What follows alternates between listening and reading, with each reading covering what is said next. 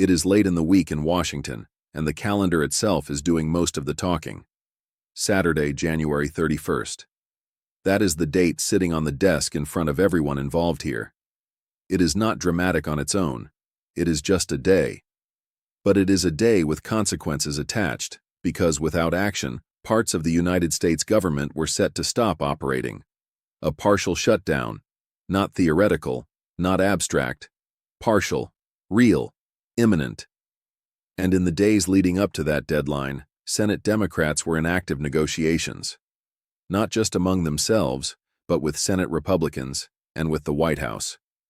What they reached, according to the agreement announced, was a deal designed to avert that shutdown, not forever, not even for long, but enough to keep things running. The agreement centers on funding, specifically, funding for the Department of Homeland Security. That department was facing a lapse in funding that would have triggered the partial shutdown starting Saturday.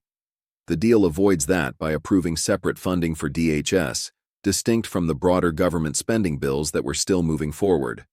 That distinction matters, because what Senate Democrats agreed to was not a full, long-term funding solution. It was a temporary one, a 2-week extension. 2 weeks of funding for DHS at current levels. No increase, no decrease. Just a continuation of what is already in place. 2 weeks bought not for celebration, but for time. Time to continue negotiations. Time to keep talking. Time to try to resolve disagreements that, at this moment, remain unresolved. The stated purpose of that 2-week extension is to allow continued negotiation on immigration enforcement reforms. Those reforms are the central point of contention here. They are the reason a broader agreement has been difficult. They are the reason this funding was broken out separately. And they are the reason the Senate, even as this deal was announced, remains divided. There is opposition in the Senate. Not vague discomfort, but active opposition tied directly to immigration policy issues that have proven contentious. That opposition did not disappear with this agreement. It was worked around. The broader spending bills, the ones that fund the rest of the government, are still advancing through the process.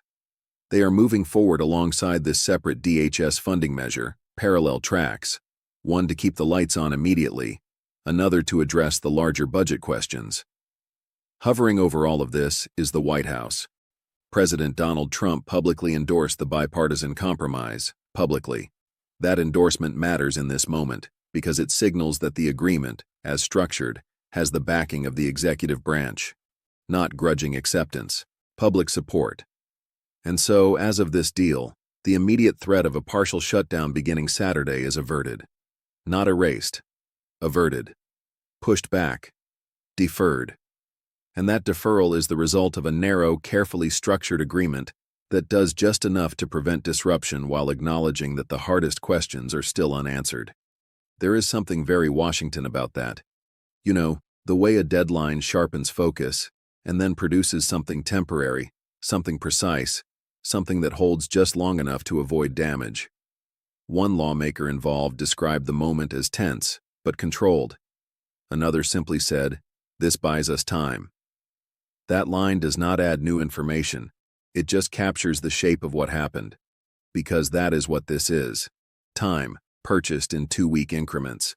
Time, funded at current levels. Time, while negotiations continue. And as this deal was announced, there was no declaration of victory, no sweeping claims. Just the acknowledgement that a partial shutdown set to begin Saturday will not, because of this agreement, begin Saturday. That is the context. That is the setup. And everything that follows flows from that narrow but consequential decision. To understand how this agreement came together, you have to slow the moment down. Because it did not arrive with fanfare. It arrived under pressure. The Senate was not operating in a vacuum. It was operating under a clock. And that clock was counting down toward a partial government shutdown that was scheduled to begin on Saturday, January 31st. That deadline shaped everything. Senate Democrats entered negotiations knowing that the consequences of inaction were not abstract. A partial shutdown would mean real disruptions, even if limited in scope. So the talks focused on what could be done immediately, even if everything could not be resolved at once. That is how the idea of separating funding emerged. Rather than trying to finalize a comprehensive agreement covering all agencies and all disputes, negotiators zeroed in on the most immediate risk, the Department of Homeland Security. DHS funding was the pressure point. If DHS funding lapsed, the shutdown would begin. And so the agreement carved DHS out from the broader spending process. This is not an uncommon maneuver in Congress, but it is always revealing. It signals where the conflict is most intense, and in this case, that conflict is tied directly to immigration enforcement. The 2-week extension at current funding levels is not neutral in tone. It is deliberately restrained. By holding funding steady, the agreement avoids escalating tensions while negotiations continue. No side gets more than they already had. No side loses ground in the short term. That balance was essential because opposition in the Senate has been driven by deeply contentious immigration policy issues. Those issues are not resolved here. They are postponed. The agreement explicitly allows continued negotiation on immigration enforcement reforms during the 2-week window. That language is important. It does not promise outcomes. It does not define reforms. It simply creates space for negotiation to continue. At the same time, the Senate is advancing broader spending bills. Those bills cover the rest of the government. They move forward alongside the DHS funding extension, not instead of it. That parallel movement reflects the complexity of the moment. Lawmakers are trying to keep the government funded while still grappling with disagreements that have not softened. This is where the Senate's internal dynamics come into focus. There is opposition, not quiet opposition, not procedural hesitation, but open resistance tied to immigration policy. That resistance is the reason this agreement is structured the way it is. It is also the reason the extension is only 2 weeks long. Anything longer would have required consensus that does not yet exist. Anything shorter would not have provided meaningful negotiating time. 2 weeks was the narrow window both sides could accept. And then there is the role of the White House. President Donald Trump publicly endorsed the bipartisan compromise. That endorsement did not come in private briefings or background conversations. It was public. It signaled alignment between Senate negotiators and the administration. In a process where any single veto point can derail an agreement, that public support mattered. It reduced uncertainty. It clarified that the compromise, as negotiated, would not face immediate resistance from the executive branch. That clarity helped stabilize the agreement as it moved forward. But it did not erase the underlying disagreements. The contentious immigration policy issues remain. They are not softened by the extension. They are not resolved by the funding decision. They are simply contained for the moment. There is a difference between resolution and containment. This agreement is containment. You know, sometimes in Washington, that is enough. For now. As the deal took shape, lawmakers described the atmosphere as intense but pragmatic.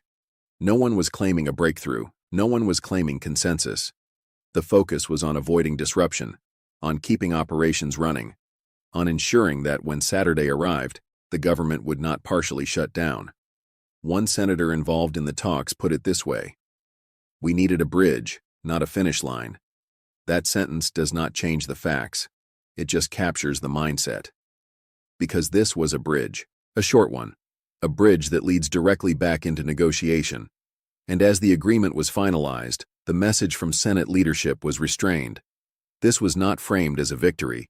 It was framed as a necessary step, a step taken amid opposition, a step taken under deadline, a step taken with the understanding that the hardest work still lies ahead. The broader spending bills continue to advance. The DHS funding continues for 2 weeks. Negotiations on immigration enforcement reforms continue. And the shutdown that was set to begin Saturday does not. That is the immediate outcome. But the structure of the agreement tells you something deeper about the moment. It tells you that consensus remains elusive. It tells you that immigration policy continues to divide the Senate sharply. And it tells you that, for now, time itself is the most valuable commodity. Purchased carefully, measured precisely, spent cautiously. As lawmakers left the negotiating table, there was no sense of closure, only continuation. And one aide summed it up quietly, saying, "This keeps the doors open." That line lingers, because that is exactly what this agreement does. It keeps the doors open. Not indefinitely, not comfortably, but open. And sometimes, in moments like this, that is the entire objective.